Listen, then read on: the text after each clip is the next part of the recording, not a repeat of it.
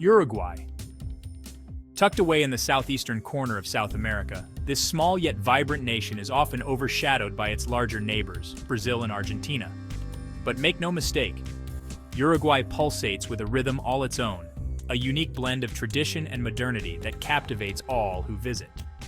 Forget the cliches of sombreros and siestas. Here, life is lived with a different kind of passion and energy. This is a land where the sultry strains of tango spill out of dimly lit bars, inviting both locals and tourists to lose themselves in the dance. Where the aroma of sizzling asado fills the air, a testament to the country's rich culinary traditions that bring people together.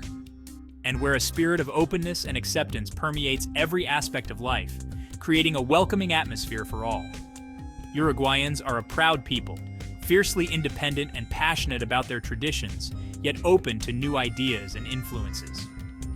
Beneath the surface lies a progressive heart, a willingness to embrace change and challenge the status quo, making Uruguay a beacon of social progress in the region. From pioneering social reforms to legalizing recreational marijuana, Uruguay has always dared to be different, to forge its own path in the world. This small nation has made significant strides in various areas, setting an example for others to follow. One of the most intriguing aspects of Uruguayan society is its liberal stance on activities often considered taboo elsewhere, prostitution and gambling. In this corner of the world, these industries operate in the open, regulated and taxed like any other business, contributing to the economy in unique ways. Join me as we delve into the heart of Uruguay, exploring the realities of legal prostitution and gambling, and how these industries are managed. We will examine the impact these industries have on society, the economy, and the lives of everyday Uruguayans, shedding light on a nation that continues to defy expectations and break new ground. Prostitution. It's a word that evokes strong reactions, conjuring up images of shadowy figures and illicit encounters.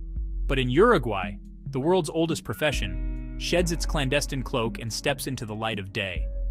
Here, prostitution is legal, regulated, and regarded as a legitimate profession.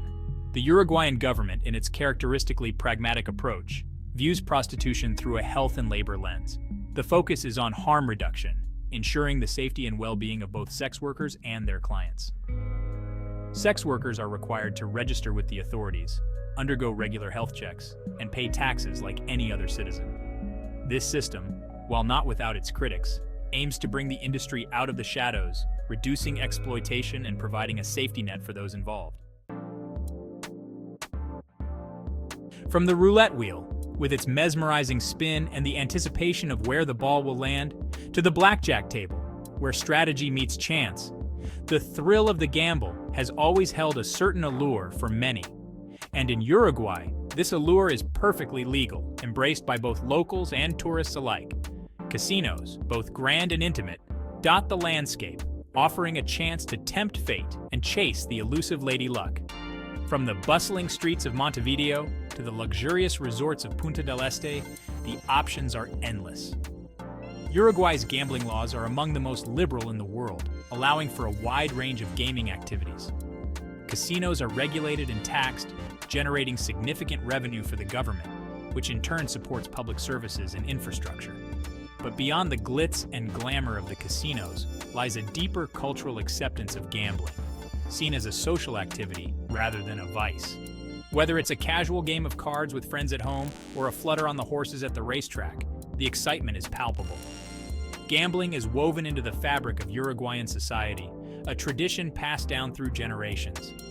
It's a pastime enjoyed by people from all walks of life, young and old, rich and poor, a source of entertainment, and for some, a way to make a living. The vibrant casino culture in Uruguay is a testament to the country's unique blend of tradition and modernity. Legalizing prostitution and gambling has undoubtedly had a significant impact on Uruguayan society and its economy. On the one hand, it has generated revenue, created jobs, and arguably reduced crime rates. The government collects taxes from these industries, funds that are then channeled back into public services. Legalization has also provided a level of regulation, bringing these activities out of the underground and creating a safer environment for all involved. However, the legalization of these industries is not without its critics. Some argue that it normalizes potentially harmful activities, sends the wrong message to young people, and can lead to social problems like addiction and exploitation. The Red Light District, a glimpse into Montevideo's nightlife. As the sun dips below the horizon and the city lights begin to twinkle, a different side of Montevideo awakens. In certain neighborhoods, neon signs cast a lurid glow, beckoning patrons into a world of pleasure and transgression. This is the Red Light District, where legal prostitution plays out in its various forms. Unlike the seedy underbelly often associated with such areas, Montevideo's Red Light District is surprisingly tame. Establishments range from discreet apartments to upscale brothels, catering to a diverse clientele. The atmosphere is generally relaxed and businesslike, with an emphasis on safety and discretion. Prostitution, while legal, is not something that is flaunted or celebrated.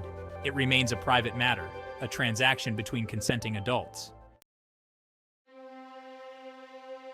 Rolling the dice, a night at the Casino Carrasco. The allure of the night beckons as we step into a world of chance and fortune. Stepping into Casino Carrasco is like stepping back in time. The grand entrance welcomes you with open arms, inviting you to experience its rich history. This architectural marvel, with its ornate ceilings, glittering chandeliers, and air of faded grandeur, harks back to a bygone era of opulence and glamour. Every corner tells a story. Every detail whispers secrets of the past. Built in the early 20th century, the casino has witnessed history unfold, from its heyday as a playground for the rich and famous to its decline and recent restoration. These walls have seen it all, from lavish parties to quiet nights of reflection. Today it stands as a testament to Uruguay's enduring fascination with games of chance. The casino floor is alive with energy, a bustling hub of excitement and anticipation. The air inside is thick with anticipation, a heady mix of perfume, cigar smoke, and the clinking of chips. Conversations buzz, laughter echoes, and the thrill of the game is palpable.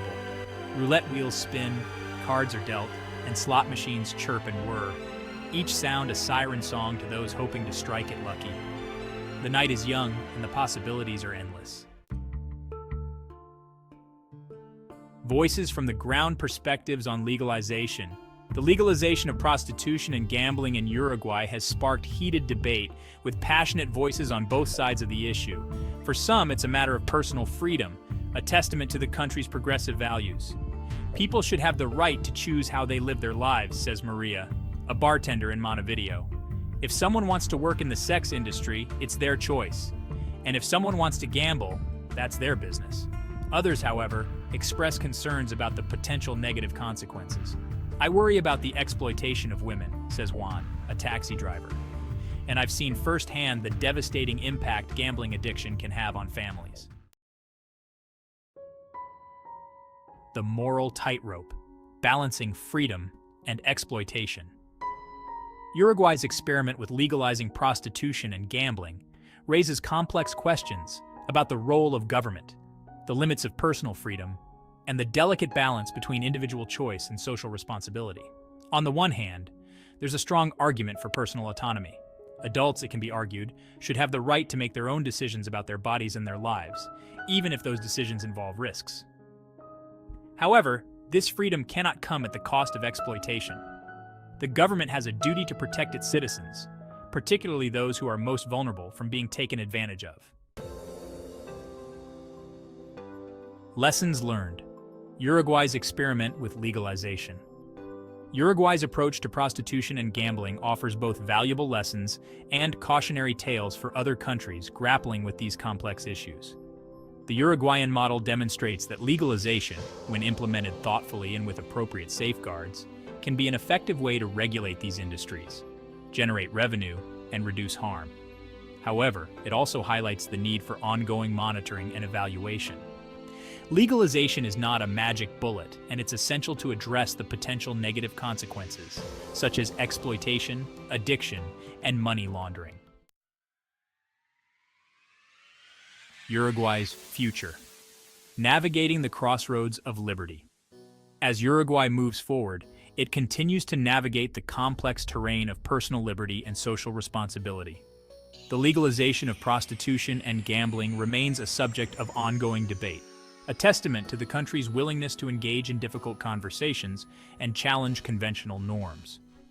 Whether Uruguay's experiment with legalization ultimately proves to be a success or a cautionary tale remains to be seen. But one thing is certain, this small nation with its big heart and progressive spirit will continue to make waves, sparking conversations and pushing boundaries for years to come.